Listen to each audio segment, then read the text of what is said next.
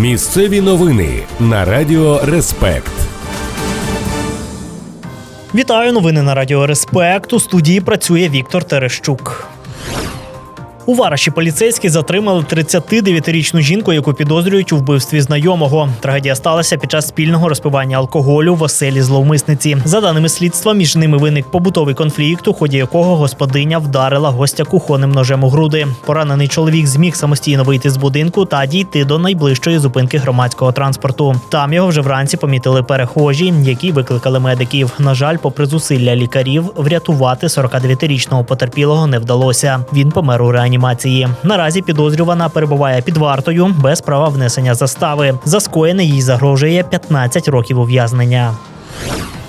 На Хмельниччині поліцейські затримали водія, який перевозив у багажнику цілий арсенал зброї. Автомобіль «Тойота» під керуванням 37-річного жителя Івано-Франківщини зупинили для перевірки неподалік обласного центру. Під час огляду оперативники та вибухотехніки виявили 8 гранат із запалом, гранатомет, а також понад 2000 набоїв. Усю зброю вилучили та направили на експертизу. Наразі водієві вже оголосили про підозру у незаконному поводженні з боєприпасами. Поліцейські з'ясовують, звідки у чоловіка такий небезпечний вантаж та куди він його віз. Слідство триває.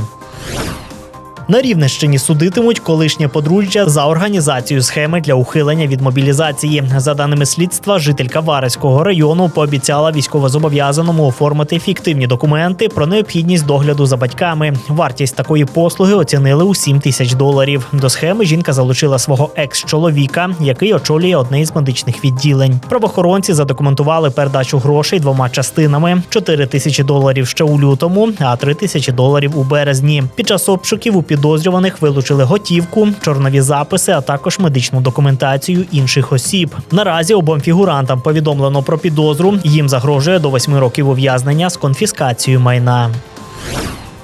У Кам'янці-Подільському перед судом постане 17-річна дівчина, яку звинувачують у крадіжці $12 000. За даними слідства, студентка одного із місцевих закладів освіти орендувала квартиру у потерпілої та протягом 4 місяців таємно викрадала її заощадження. Гроші дівчина витрачала на купівлю одягу, мобільного телефону, а також у магазинах та кав'ярнях. Власниця квартири помітила зникнення валюти лише після повернення з лікарні. Правоохоронці вже завершили досудове розслідування, а матеріали справи передали до суду.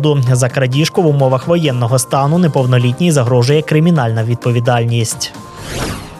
Рівненщина увійшла до трійки лідерів України за темпами розвитку малого бізнесу. В межах державної програми «Власна справа» ще 30 підприємців області отримають гранти на загальну суму понад 9 мільйонів гривень. Про це повідомив начальник Рівненської обласної військової адміністрації Олександр Коваль. Завдяки цим проєктам в області створять майже 50 нових робочих місць. Найактивніше жителі регіону відкривають перукарні, салони краси, ресторани, а також розвивають вантажні перевезення. Отримані кошти підприємці зможуть витратити на нове обладнання, сировину або оренду приміщень. Нагадаю, що подати заявку на такий грант можуть не лише досвідчені бізнесмени, а й початківці через портал «Дія».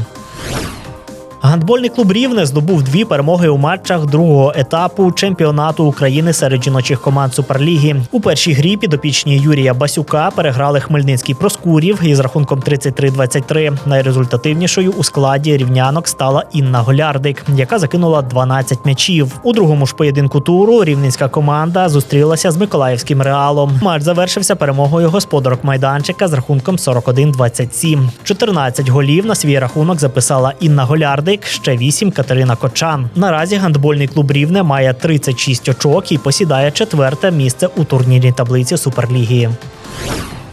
Радіаційний фон на Хмельницькій атомній електростанції у межах норми. За повідомленням інформаційного центру ХАЕС, показники на промайданчику та в 30-кілометровій зоні спостереження відповідають нормальній експлуатації енергоблоків та не перевищують природного фону.